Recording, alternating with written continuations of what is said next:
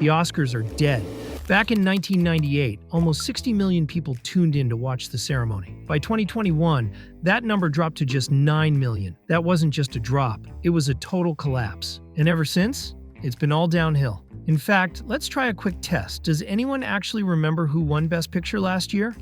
And no Googling allowed. In a world dominated by TikTok and YouTube, Hollywood's biggest event lost the one thing that actually matters today: our attention. This year, the Oscars are facing their last chance. Let's take a moment of silence for what used to be, and listen up. To get to this point of no return, the Oscars went through bad decisions, scandals, and mistakes. It's been building up for a long time. There are so many cases to break down that we had to split this video into a series of unique, unacceptable conditions that push the audience, and the industry itself, to the breaking point. Condition number 1, losing credibility. Before we go on, a quick heads up. If you can, stop for a second and put this on your TV or computer. The story we're about to tell works best when you actually give it some time. This isn't a video for scrolling. It's a story to sit down and listen to. All right, let's go. In 1980, Raging Bull lost Best Picture to Ordinary People. Now, we've got nothing against that movie, and definitely nothing against its director, the legendary Robert Redford. But still, it's shocking. Robert De Niro took home his statue, but Martin Scorsese's masterpiece, now considered one of the most important films in cinema history, was shut out of the top prize. In 1974, The Exorcist was on the verge of becoming the first horror movie to win Best Picture, but the Oscar ended up going to The Sting. A great movie, sure, but one that never had the cultural impact, the staying power, or the influence of William Friedkin's work. In 1999, Saving Private Ryan lost to Shakespeare in Love. At the time, it didn't seem like a scandal. Today, it feels almost inexplicable. Over time, it's become the textbook example of how an aggressive marketing campaign can sway the vote. In 2022, Licorice Pizza was one of the favorites to take home the big award, but the winner was Coda. A small, decent, emotional movie, but one that basically vanished from the public consciousness the moment the ceremony ended. And if it's hard to remember it today, back then it was already hard to understand how it made it that far. These cases aren't just exceptions. They're part of a pattern that's been repeating since the very first ceremony back in 1929, where the awards are driven by political correctness and the interests of the higher-ups. As a result, the Academy has historically favored safe movies over bold ones, comfortable stories over uncomfortable ones, and narratives that don't ruffle any feathers over works that divide, provoke, or challenge. And the injustices aren't just limited to movies. Some of the greatest directors were systematically ignored by the Oscars. Alfred Hitchcock was nominated 5 times for Best Director and never won a competitive Oscar. In 1968, he received an honorary award, which he accepted with a dry, legendary "Thank you." Stanley Kubrick didn't even get that consolation prize. Today, Quentin Tarantino is still celebrated as a screenwriter, but consistently overlooked when it comes to recognizing him as a director. The Oscars bias also translated into a systematic rejection of popular genres: comedy, adventure, sci-fi, and horror. Sure, they might nominate those movies, but usually just in the technical categories that no one remembers later. Over the years, a few exceptions tried to mask this trend. The Silence of the Lambs managed to take home Best Picture, although people still argue today whether it's horror or a thriller, a debate that just shows how much the genre still makes them uncomfortable, even when it wins. In recent times, the Academy has started showing a more explicit interest in prestige horror. The body horror of The Substance managed to sneak into the nominees, and this year something similar happened with Sinners. However, the question remains, when will the time come when these movies aren't just invited to the party, but actually win? But the Oscars' unfairness isn't just about taste or artistic conservatism. During the 90s and 2000s, the system was directly manipulated. The name that best embodies that era is Harvey Weinstein. Through Miramax and later the Weinstein Company, he poured millions into aggressive campaigns, pressured voters, and planted fake rumors about rival movies. These tactics worked. Weinstein racked up 341 nominations and 81 wins, managing to push productions that are forgotten today over films that defined entire generations. His personal downfall didn't erase the impact of those tactics. On the contrary, the system learned from them. And here's the key point. When a sports championship loses credibility, people stop watching. But in movies, the problem is even bigger, because the Oscars aren't competing based on goals or time clocks. They're competing for their favorite project. And when the audience starts feeling that the winner isn't the best one, but just the most convenient one, the excitement is gone. And this is just the beginning. Now comes the most disturbing part. Because these injustices didn't just hurt movies, directors, or genres, they taught the audience something very clear: that the Oscars stopped being a place to discover the best of cinema. And when the audience realizes that, they start looking somewhere else. Condition number 2, scandals and the loss of dignity. If the unfair wins eroded the Oscars' credibility, the scandals shattered their public image. We're talking about awkward, confusing, and in some cases, straight-up embarrassing moments that expose the ceremony as fragile, messy, and totally out of control. At the 1974 ceremony, while David Niven was introducing Elizabeth Taylor, a completely naked man ran across the stage right behind the actor. It wasn't a sketch, and it wasn't planned.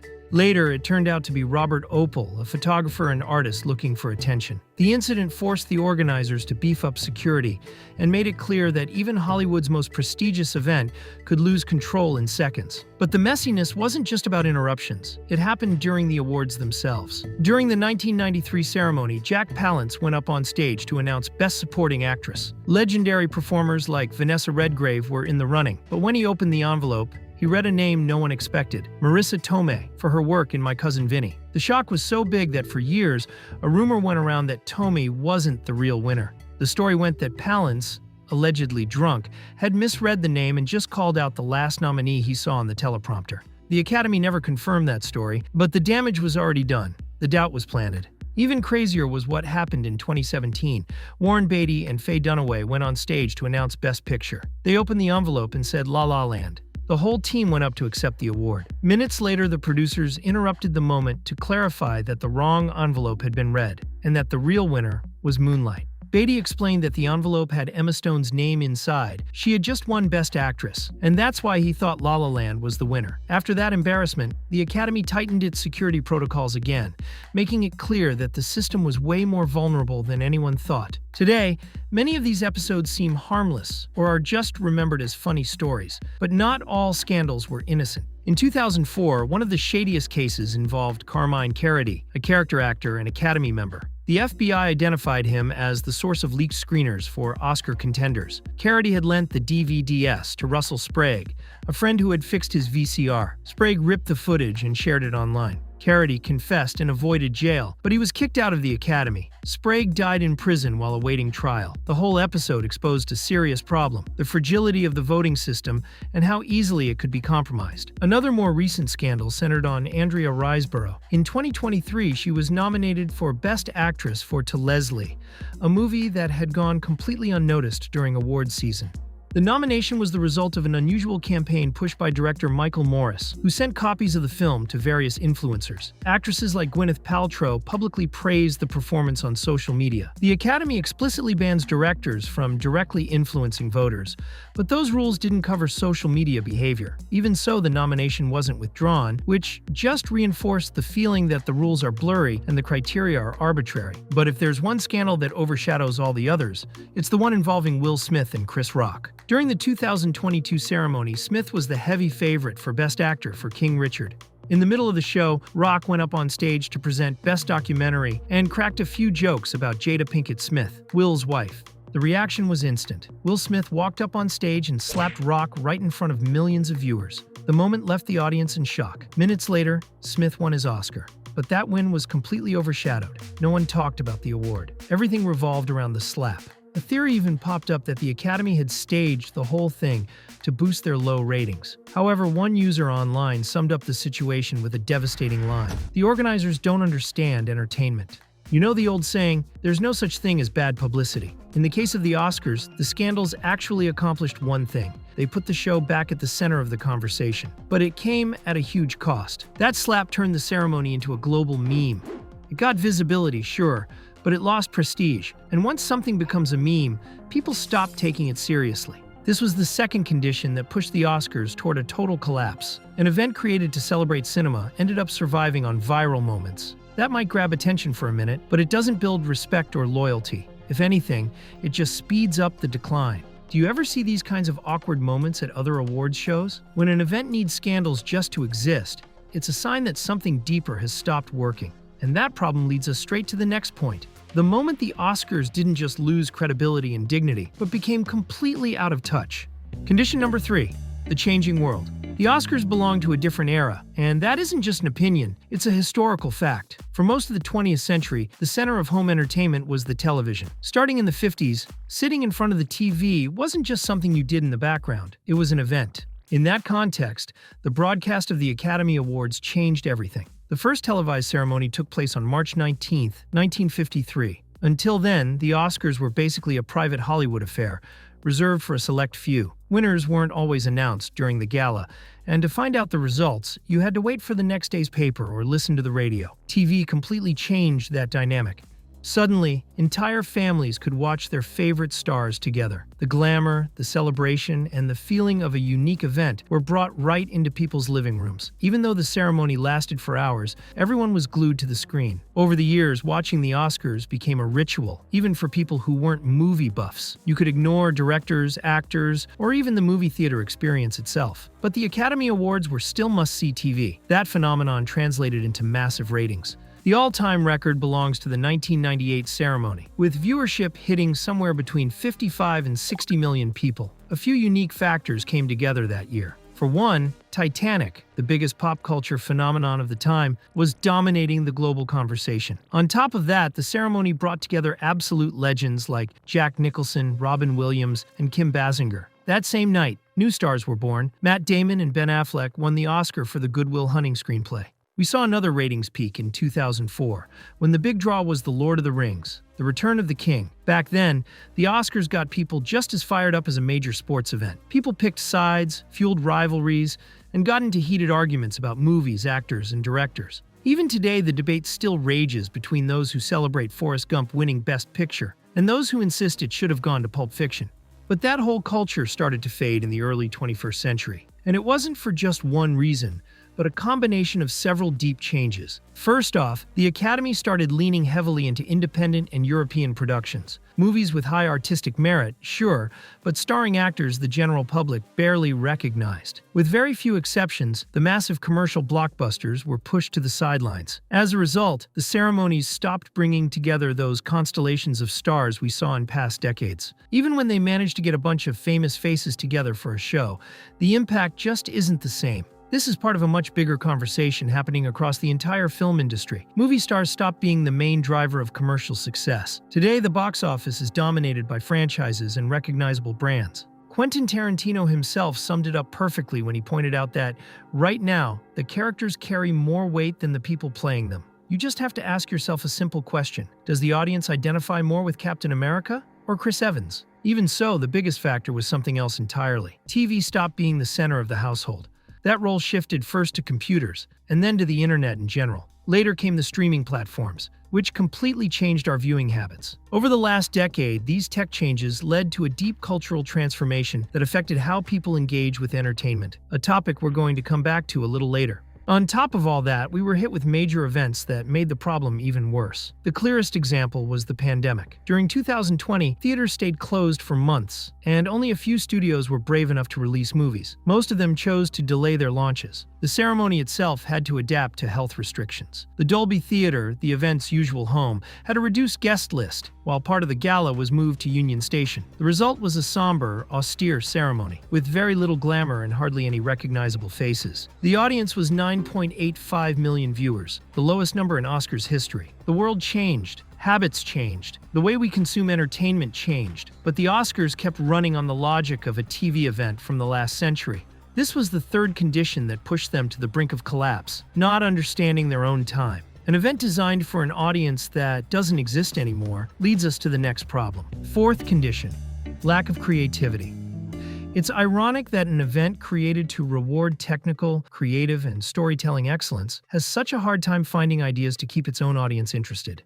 Beyond the statues, the Oscars always relied on a series of sketches and segments to give the ceremony rhythm, identity, and life. But over time, even those staples started to fail. One of the historic pillars was the host. In the early decades, the gala had charismatic hosts who could keep the pace up and really connect with the crowd. The first legend was Bob Hope, a face that was practically inseparable from the ceremony for years. More recently, that spot was filled by Billy Crystal, who defined an entire era. Crystal had a special knack for opening the show by working the room, keeping a smooth back and forth with the celebrities. His material was sharp, accessible to the general audience, and boosted by his incredible stage presence. Throughout the night, he'd pop up in different segments, parodying the nominated films. In the 1992 ceremony, for example, he came onto the stage gagged like Hannibal Lecter, a reference to The Silence of the Lambs, which took home the big prize that night. The audience really connected with that vibe, and Crystal himself considered his work at the Oscars to be one of the highlights of his career. But that era is over,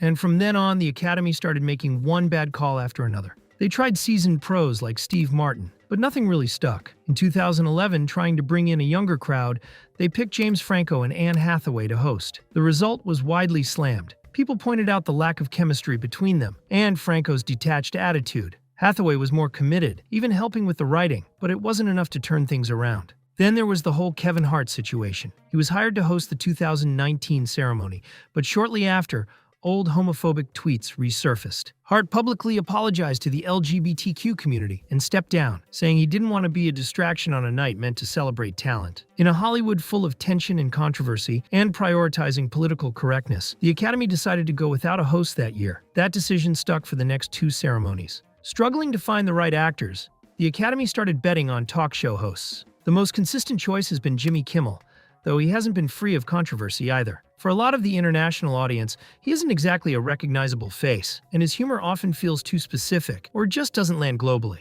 At the 2024 ceremony, Kimmel ignored a directive from the Academy asking him to avoid references to Donald Trump, who had posted on social media that Kimmel was the worst host in Oscars history. Kimmel read the post live and fired back, saying he was surprised Trump was still up watching. Even more awkward were his jokes about Robert Downey Jr.'s past struggles, who that same night won Best Supporting Actor for Oppenheimer. Downey Jr. didn't seem amused, and the host got slammed on social media for it. Another one of the Oscars' historic staples is the musical numbers. The Best Original Song category has given us performances that are etched in our collective memory. Some of the most unforgettable ones include Celine Dion singing My Heart Will Go On from Titanic, or Robin Williams leading the performance of Blame Canada from South Park. Legends like Madonna, Michael Jackson, Bruce Springsteen, and Bob Dylan have all graced that stage. However, even here we saw some decisions that are hard to justify. In 2005, Uruguayan artist Jorge Drexler was nominated for the song from the Motorcycle Diaries. The logical move would have been to let him perform the song himself at the ceremony, but the organizers thought he wasn't famous enough for a mainstream audience. Instead, the song was performed by Antonio Banderas and Santana, in a performance that was widely criticized. Drexler got his revenge when he won the award, and when he took the mic, he just sang the first few lines of his song a cappella. Though, to be fair, not everything was a mistake. In 2019, Bradley Cooper and Lady Gaga performed Shallow from A Star Is Born. That moment was celebrated as one of the most intense and talked about in the ceremony's recent history. The Oscars have also had their flashes of creative brilliance. In 1994, Jurassic Park was one of the big attractions of the night, and the award for Best Visual Effects was presented by the T-Rex animatronic, brought on stage just for the occasion. More recently, during the 2014 gala, Ellen DeGeneres organized a group selfie with stars like Brad Pitt and Meryl Streep, which became one of the most viral images in history. The problem is, in recent years, it's hard to recall moments like that. The attempts to make an impact feel forced, artificial, or downright counterproductive. A recurring example is the new format for presenting the acting categories, where 5 actors go on stage to say a few words to each nominee. The idea aims to add emotion, but it usually just drags out the ceremony unnecessarily and increases the awkwardness for the actors themselves. Up to this point, we've seen how the Oscars have been losing prestige, credibility, and their connection to the times. Creativity was replaced by tired formulas, and the show started running on inertia. Now it's time to reveal the final nails in the coffin. If winning an Oscar no longer guarantees impact, respect, or relevance, why keep chasing it? Fifth condition: nobody wants to win.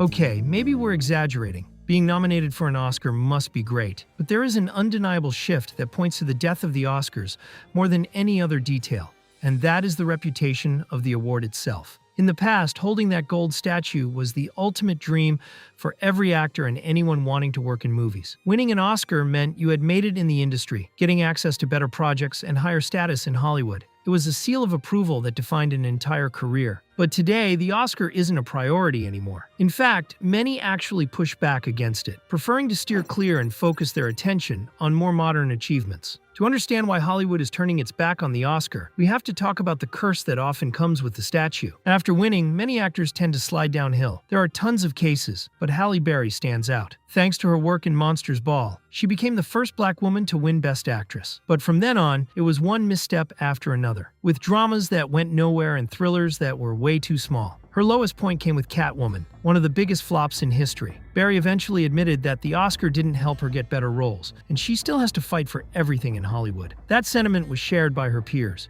In 2011, Melissa Leo won Best Supporting Actress for The Fighter, but she never landed a major role again. Later, she admitted that she never dreamed of winning the Oscar, never even wanted it, and that she had a better career before she won. She said that instead of opening doors to better opportunities, it pigeonholed her into playing older, unlikable women. You might think this is just sour grapes from actors down on their luck, but it's not. Denzel Washington has won 2 Oscars and is still a massive star, yet he's very real about the awards. He stated that no statue dictates his mood or changes how he views his work, adding flatly, "On my last day, the Oscars aren't going to do me any good, and there are more receipts."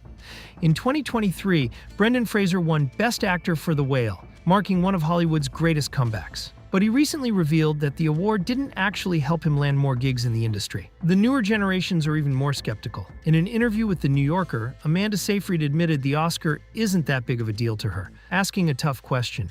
"Do you even remember who won in the last 10 years? Seth Rogen went even harder.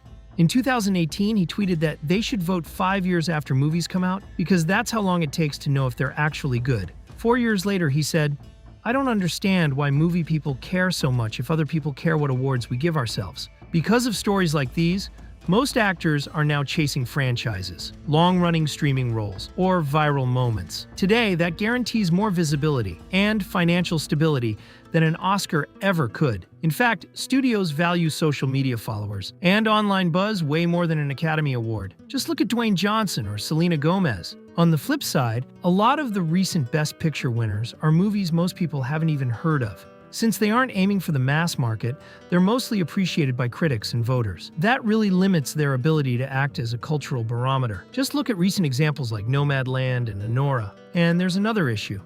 The Oscars are the most famous movie awards, but they aren't the only ones. We could mention the Golden Globes, though they don't carry much weight compared to the international film festivals. Venice was the first back in the 30s, but since the 40s, Cannes has taken the lead. Today, it's considered the most prestigious festival in the world, a place where there's still room for author cinema and bold filmmaking. That's why so many actors and filmmakers go there seeking legitimacy and respect as artists. It's gained major international attention and cultural prestige, sometimes even more than the Oscars in certain circles. Plus, it opened up a whole other market for films outside the mainstream. Even so, Cannes and the Oscars have always had an important connection. Movies that start their run at the French festival often end up at the Hollywood Gala. There have even been 4 cases where a film won the Palme d'Or and then went on to win Best Picture. For example, the South Korean film Parasite, which also became the first non-English language film to take home Hollywood's top prize. And if you think all these points are enough to explain why the Oscars are dead and buried, stick around, because we haven't hit the decisive point yet. Last condition: the fragmentation of the audience. We've covered injustices, scandals, shifting eras, lost prestige, and creative exhaustion. Through all of that, one underlying problem kept popping up. The audience isn't a single entity anymore. The real issue isn't just that the ceremony has gotten worse on its own. It's that the world where it made sense doesn't exist anymore. Up until the 90s or the early 2000s, even people who weren't movie buffs knew the biggest films of the year. Gladiator is a perfect example. And even if they hadn't seen the movies, they recognized the actors. The names, the faces, and the titles were all part of a shared culture. That changed completely. In the last 5 years, a huge part of the audience can barely name 2 or 3 of the nominated films. And half the time, they don't even know who stars in them. Recent productions like One Battle After Another or Marty Supreme matter to film buffs, people who actually follow the directors, the actors, and the themes. But outside that circle, a lot of people don't even know they exist. The reason is clear: the audience's attention is fragmented.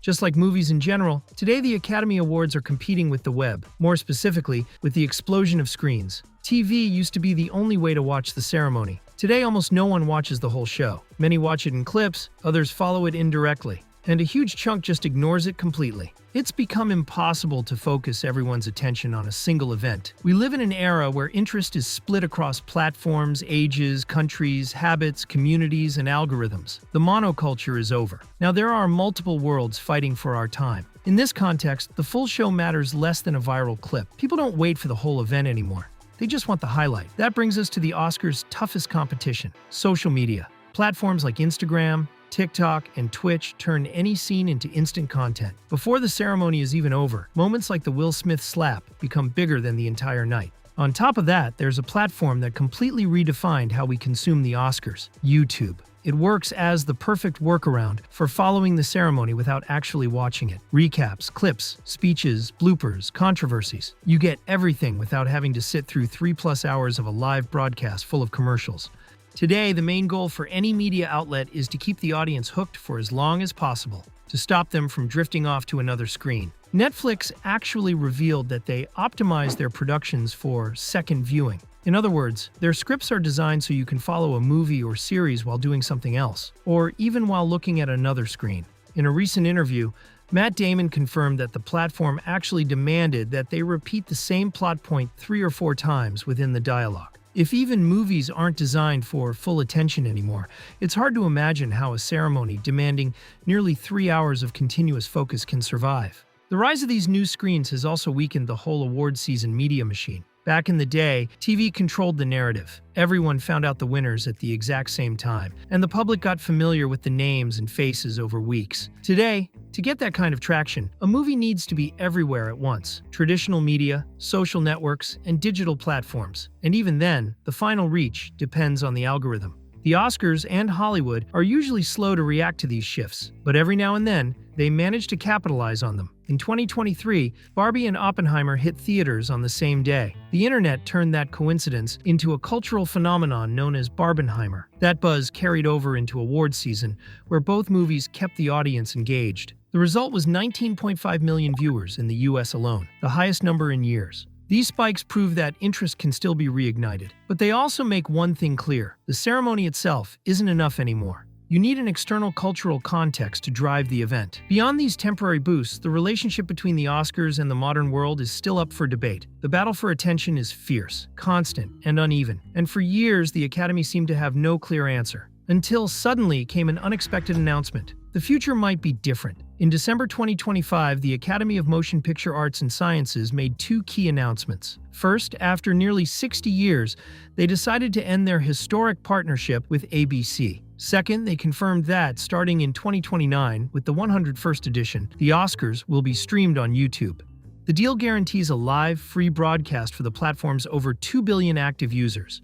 But the change isn't just about where the show airs. Since it won't be tied to a traditional TV schedule, the ceremony won't have a strict cutoff time anymore. This opens the door for longer speeches and ensures technical categories aren't interrupted or pushed to the sidelines. To make global access easier, there will be multiple real-time audio tracks in different languages. Plus, the official Oscars channel will integrate the red carpet, the main ceremony, behind-the-scenes cams, and even access to the governor's ball, the exclusive after-party, all into one experience. The plan also includes features native to the digital world: live polls, moderated chats, and the option to choose different camera angles during the stream. With this move, the Academy is chasing something they've been after for years: a connection with Gen Z, Gen Alpha, and everyone who only watches content online. On paper, this marks the start of a new era for the Oscars, and almost certainly, it will spark new controversies. For decades, the Oscars were the center of the movie universe, and by extension, global entertainment. Today, they don't hold that spot anymore, but they aren't completely dead either. They lost their power due to a chain reaction: injustices that eroded their credibility, scandals that damaged their prestige, a ceremony that felt out of touch, obvious creative exhaustion, the loss of the award's symbolic value, and a fierce battle for attention. On top of that, they struggled to keep up with a world moving at unprecedented speed. Even so, the Oscars remain that contradictory event that many enjoy criticizing, but almost no one ignores entirely. It's the movie award we love to hate, or hate to love. The question isn't whether the Oscars can change anymore. The question is whether that change came in time. How do you think they'll do on YouTube? Will they manage to adapt to the modern world? Or will this be their final curtain call? Let me know in the comments.